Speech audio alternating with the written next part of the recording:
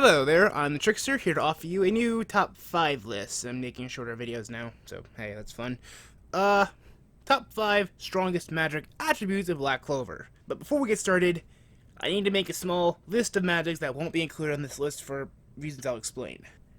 The magic attributes on this list will not include anti-magic, spirit magic, word soul magic, time magic, and devil magic.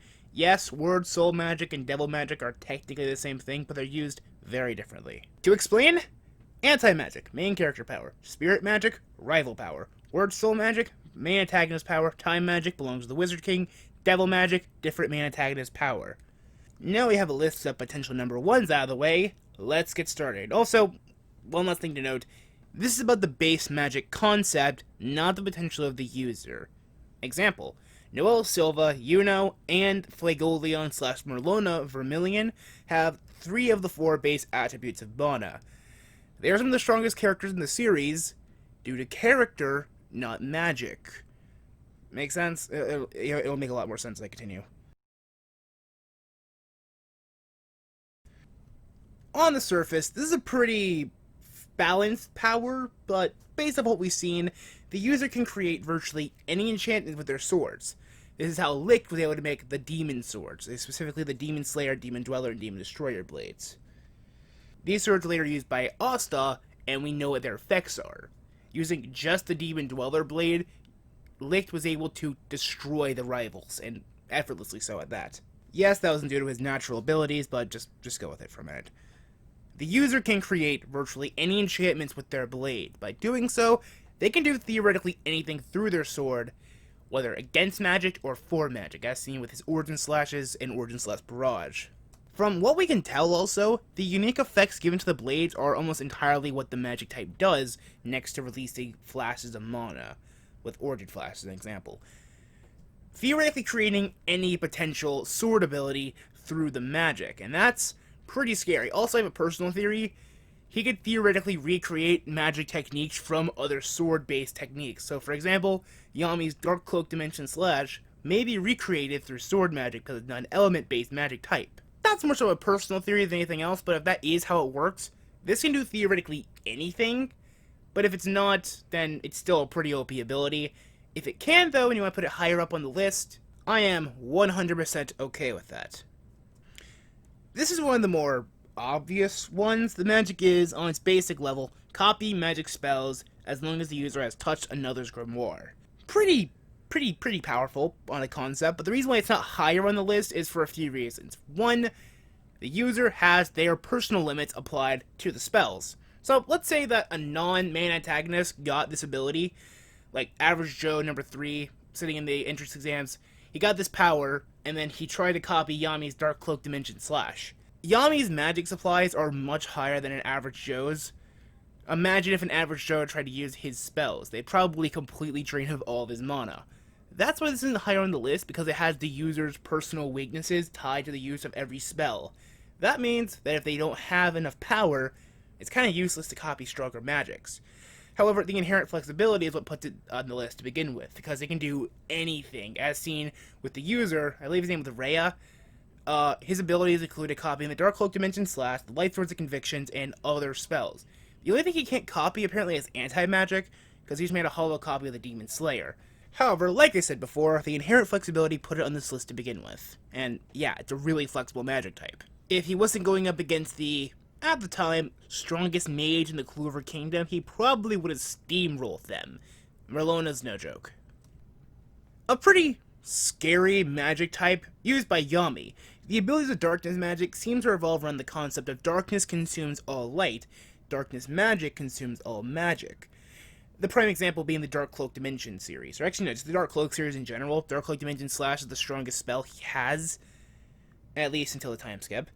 The reason why this is so high on the list, however, is not just because of that, but because of a comment by Kotodama, the Word Devil. He states, darkness can interfere with the other dimension. That may be how Yami got the Dark Cloak Dimension Slash to begin with, but that means theoretically, Yami's darkness could manipulate dimensions on a concept. He could create portals, he could create darkness black holes, he could make anything that messes with dimensional barriers and dimensional tearing. That's why it's so OP on a conceptual level alone, He could make dimension-cutting, ultimate super attacks that blow things apart. He one-shot something like the entire Black Bulls to barely beat. That's mostly Yami, but still. That means that darkness magic is dimension-tearing, theoretically. That's scary as shit. If it wasn't for the fact that it wasn't fully explored and mostly used by someone who's a pretty straightforward guy, it might be the most OP thing in the series. Very well be able to beat number 1, but that's mostly because of its Yami. God damn it, Yami is a scary man. I know he's terrifying, but Jesus Christ. Pretty simple, pretty straightforward. Allows you to fly, control light, and wield as a weapon, fight at light speeds, make lightsaber out of anything. Pretty bullshit, you know. Yeah. When used by a person like Patri, was able to cover the entire Clover Kingdom in light swords that would kill literally everybody. That's mostly a user thing, but still, yeah. Was able to force the Wizard King himself into a no-win situation. Yeah. Light magic, pretty scary, pretty OP. Pretty straightforward. We can move on. Now, on the surface, perfectly fine, but trust me, this is some bullshit, plain and simple. This magic is very simple. The user has a connection to dreams, and more often than not will likely be connected to a world in which they are the god of this world. The god of dreams, god of whatever. Now, on the surface, fine and dandy. Problem. Glamour World, the only spell used by Dorothy Unsworth, can drag people into the dimension of dreams where she is a god. Theoretically also able to open portals to the dimension to create more people to fight her. Now, imagine, just, if you will, if Freddy Krueger could just cut open a tear into the human world, drag people into it, and then, while they're wide awake, do everything he does in those movies. You see where I'm going with this? Also, very important to note, when you're in the dream world and you're awake, you're gonna be slowly drifting to sleep and to an eternal slumber. There's only 2 ways to beat this magic. Well, actually, no, there's technically 3, but you either beat Dorothy, you destroy the dimension, or you get another dream magic user. Okay, so whenever an elf got this ability, they had Vanessa, who has fate-altering thread magic, Luck, who is one of the strongest members of the Black Bulls, Sally, a magic-experimenting genius, basically a Orochimaru,